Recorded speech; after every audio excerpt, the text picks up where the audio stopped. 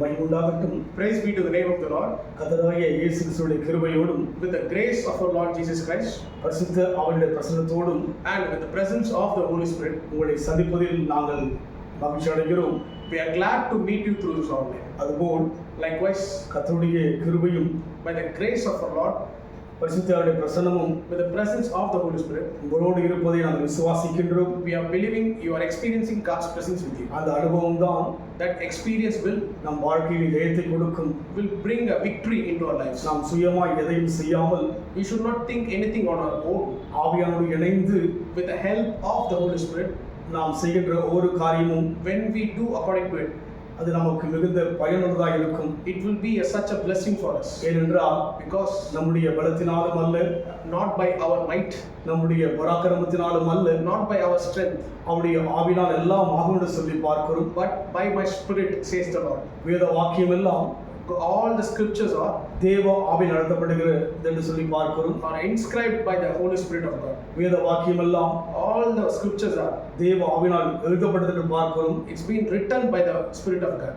தெளிவாய் இருப்போம். Let us understand it clearly. நம் தேவன் ஆவியாய் இருக்கிறார். Our God is spirit. நேற்று நாம் தியானித்த வண்ணமாக As we look on yesterday, நான் உனக்கு முன்னே போய் I will go before you கோணலான வழிகளை செவ்வையாக்க என்று பார்த்தோம். and make the crooked places straight. நாமும் நேற்று As we see on yesterday, ஆண்டவர் முன் செல்ல we allowed God to lead us. அழைத்திருக்கிறோம், We invited Him. அனுமதித்திருக்கிறோம். We allowed Him. இந்த வேளையில் கூட நாம் தியானிக்கும்படியாக In this time also, let's go to the Word of God. சங்கீதத்தின் புத்தகம் Psalm 32, 32ஆம் அதிகாரம் Psalm 32, 8ஆம் வசனம். verse 8.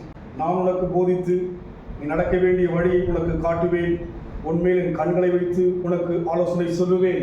I will instruct thee and teach thee in the way which thou shalt go. I will guide thee with mine eye. தேவன் நெருங்கி வர விரும்புகிறார். God wants to come near to your life. தூரமாக இருந்து பேசுகிறவர் அல்ல. He doesn't want to be afar from you. நான் உனக்கு போதித்து, This verse says, I will instruct thee.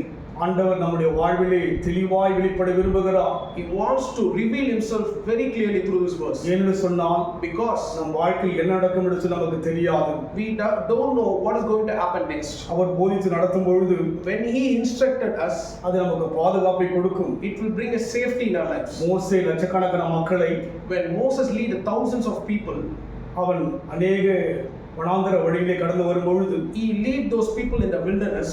அவன் குழப்பத்தோடு கடந்து வந்தான். He was in a confused state. ஆனால் ஒன்று தெரிந்து கொண்டான், But he understand one thing. தேவன் போதிக்கிறார் என்று சொல்லி God is instructing him in all his ways. கடல் அருகில் கடந்து வந்த போது When he went near the sea, மோசே கலங்கினான்.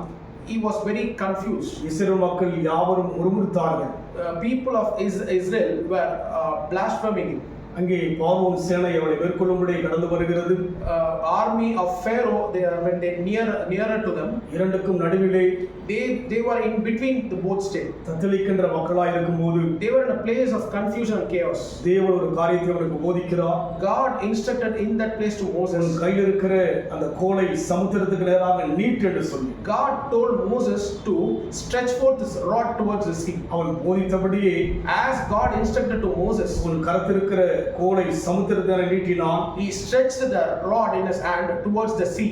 கடல் இரண்டாக பிளந்தது. The Red Sea was departed. இன்றைக்கு தேவன் நம் வாழ்க்கையை போதிக்க விரும்புகிறார். In the same manner, God wants to instruct you in your life. அவர் போதிக்கின்ற பிரகாரமாய் வாழ ஒப்புக் கொடுப்போம். When we surrender our ways according to the ways of the Lord, அதற்கு பின்னால் ahead of that, நீ நடக்க வேண்டிய வழியை உனக்கு காட்டுவேன் and teach thee in the way which thou shalt go. ஒன்று நமக்கு போதிக்கிறார். One, he is instructing us.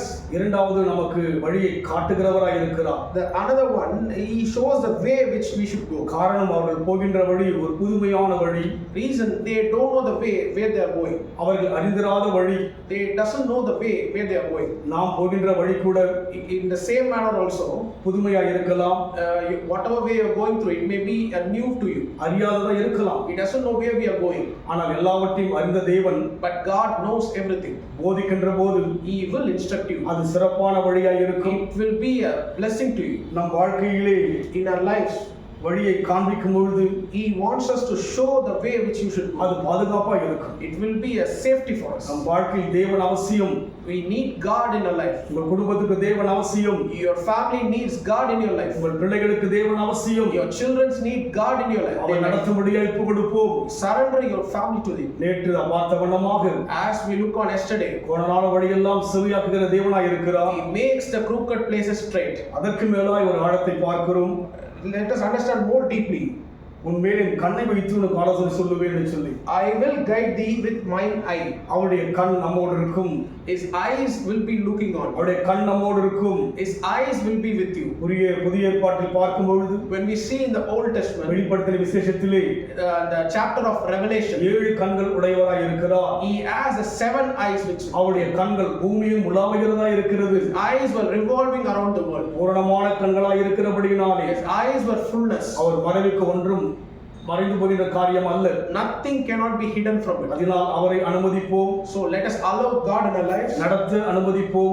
Let God lead us in our life. போதிக்க அனுமதிப்போம். Let God instruct us in our life. ஆலோசனை சொல்ல அனுமதிப்போம். Let God teach us in our life. அன்பின் ஆண்டவரே உம்மை துதிக்கிறோம். Dear Father, we pray to you. நாங்கள் மனதார உம்மை வரவேற்கிறோம். We are happily inviting you in our lives. எங்கள் வாழ்க்கையில் வெளிப்படும்படியே வாஞ்சிக்கின்றோம். Lord, let your presence reveal in our lives also. நீ நடத்தும் எங்களை. Let us, you lead, Lord. நீ நடத்தும் எங்கள் பிள்ளைகளை. Lord, let my children be led by you. நீ நடத்தும் எங்கள் குடும்பங்களை. Our families be led by God. நீ நடத்தினால் சிறப்பாய் இருக்கும். Lord, when you lead our families, it will be great. நீ நடத்தினால் ஜெயமாய் இருக்கும். When you lead us, Lord, it will be a victorious. Chandra பலதுர பலமுதுருவி ஆவியானவரே நடத்துங்க ஐயா. Holy Spirit, you lead us, நடத்துங்க Lord. ஆண்டவரே. You lead us, Lord. நடத்துங்க ஐயா. You lead us, Lord. என் வழி கோணலாய் இருப்பதை அறிந்திருக்கிறீர் ஐயா. Lord, all my ways are crooked, you know. பிரச்சனையை மாற்றும்படி நடத்துங்க ஆண்டவரே. Change the problem in our life. என் வேதனை மாற நடத்துங்க ஆண்டவரே. Change our sorrows in our life. நடத்தவே எங்கள் வாழ்க்கையை ஒப்புக் We கொடுக்கிறோம். surrender to change our life. வெளிப்படுவீராக. Reveal yourself in our life. இயேசுவின் நாமத்தில் பிதாவே. In Jesus' name we pray. கர்த்தருடைய ஆசீர்வதிப்பாராக. God bless you.